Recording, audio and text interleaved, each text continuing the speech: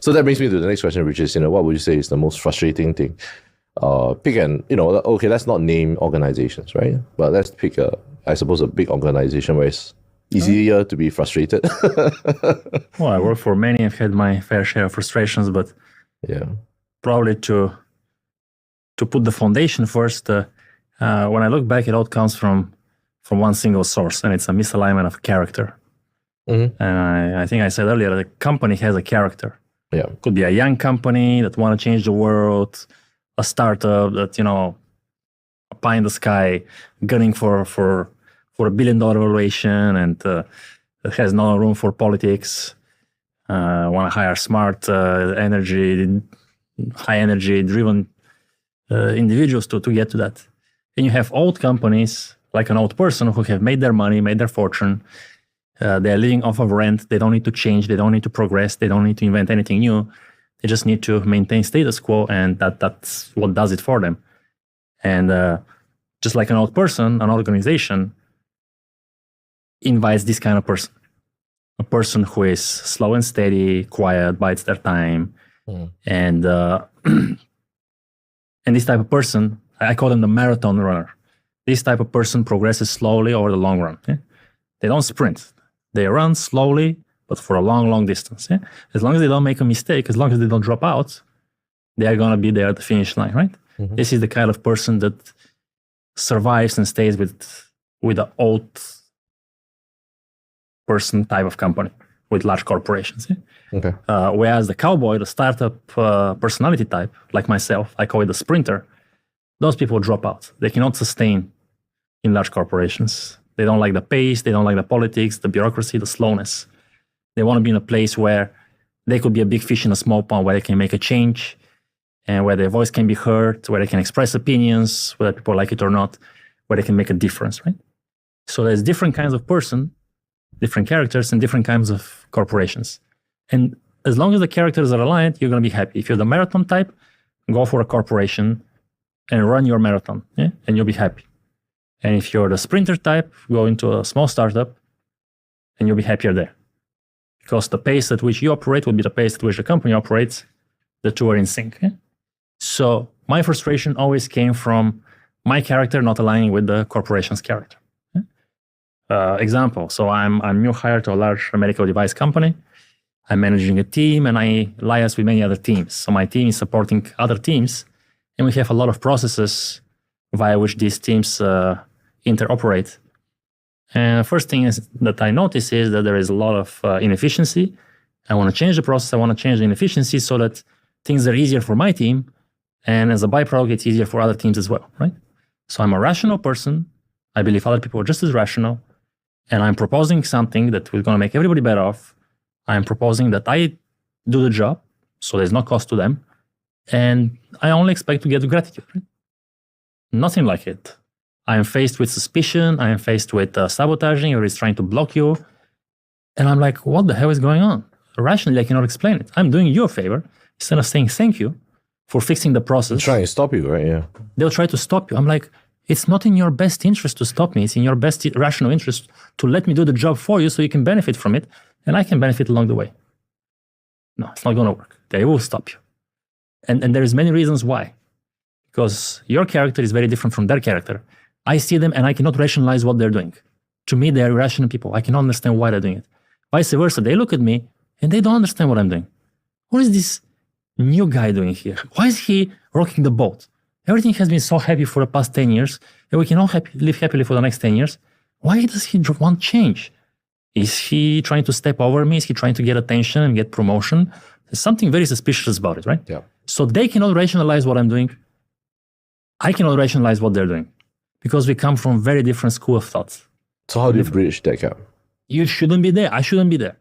Right. Either the company has to change around me, 100,000 people and 70-year history, or I have to change. Obviously, I'm not going to change, and the company is not going to change, so I shouldn't be there. I don't belong there. So with a little bit more maturity, I wouldn't have been there in the first place. I would have known exactly what to expect. But we should say there's no way to bring that guy across the line, build trust, buy lunch, I don't know. Yes. Become his best friend. Of course. So if I wanted to rationalize things, if I wanted to make the best out of the situation, if I said, Vladimir, you're going to stay in this company and you're going to progress here and do the marathon thing, which is not your style.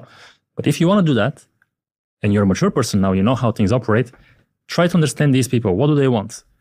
They don't trust you, first of all. So start to build trust. Building trust, you don't do it overnight. You really need to work on the relationship. It takes time, lunches, coffee cooler, and so on, right? You build the trust, you show your personality, you show you're a nice guy.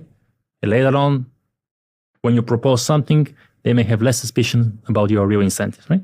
So yes, there are ways to mitigate that, but you're asking me what caused the frustration. The frustration came from my character not jiving with the company's character and me not understanding that that's the source. Yeah. Okay. Are there ways to manage that? Yes, there are, of course, many ways to manage that.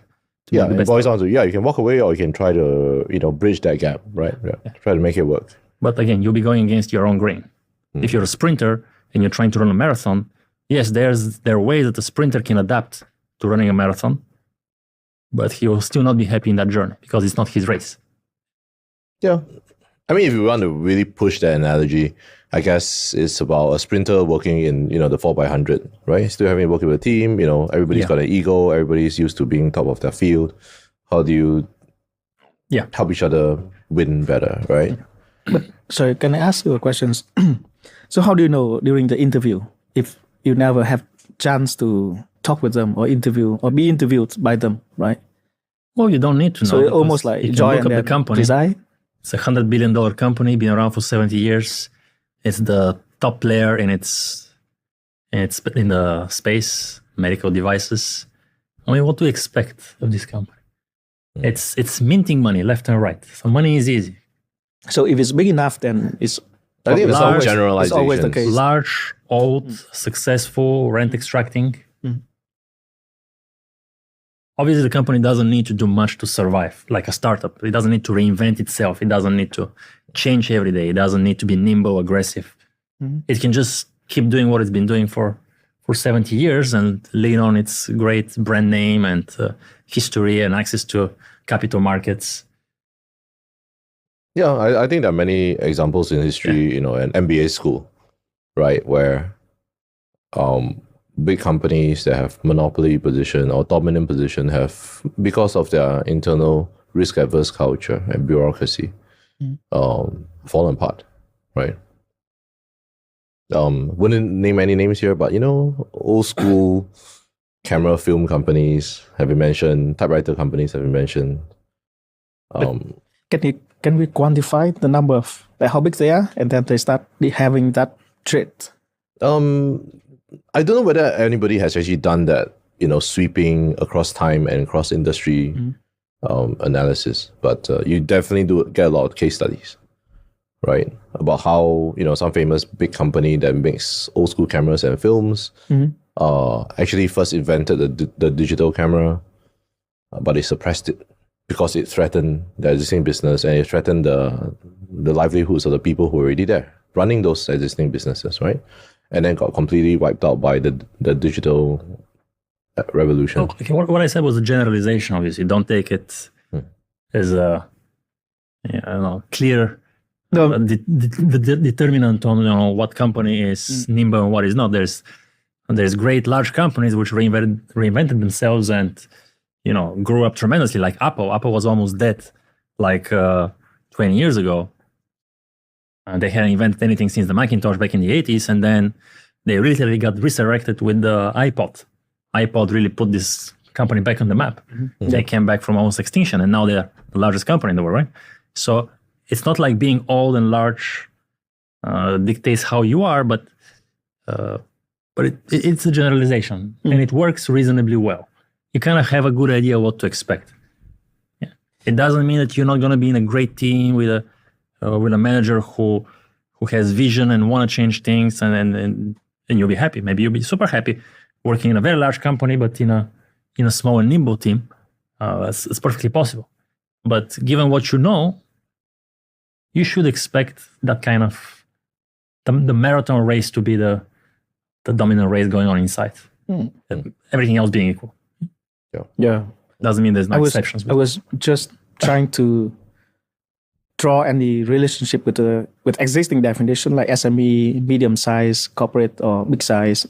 If It'll be if any, interesting, right? right? I'm sure that there's some literature around this, where they But will just like with correlate it. people, you may have an old person who is decrepit, and you may have another person who is like sporty and still trying to keep up and trying to learn new things at an old age, right? And same with companies. It boils down to culture. So age is not the only thing that determines culture.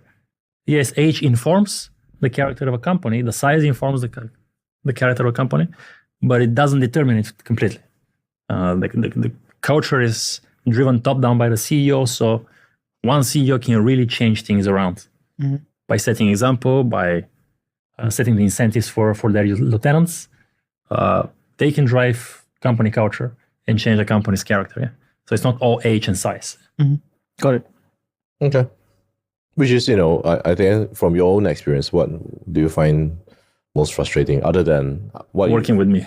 Yeah, I was going to say, other than, working with Vlad actually, and the language thing, which is always challenging, right? For somebody whose first language is not English to work in a purely English language. Because you miss cultural it's not just language, right? You miss culture.